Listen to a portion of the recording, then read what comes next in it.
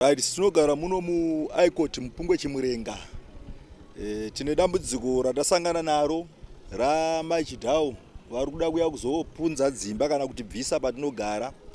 Yetoni muno mutakauya 2003 until izvozvi 2024 tiri munomu.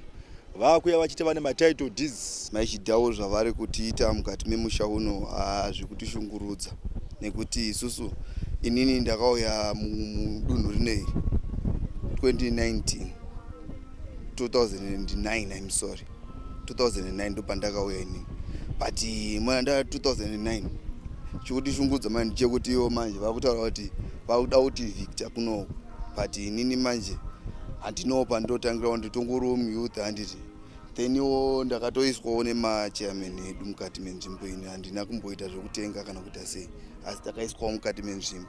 Chiri kutirwadza ndechekuti vakuya kuzoti vanhu vabvise mari munzvimbo yatakagara yatakapiwa nemusangano. Ndo zvihombe zviri kunyanyotirwadza vachitaura kuti kana uchinge usina kuwirirana nechirongwa chedu tiri kuya topwanya dzimba. Saka tinokumbirwa kuti tichengetedzerwewo ground redu. Nhau yamachidhau iyi iri kuramba ichitaurika matiri, taakutotya kutogarawo panzvimbo izvozvo hana dzatowo maoko, asi tichisapotawo musangano weZANU-PF.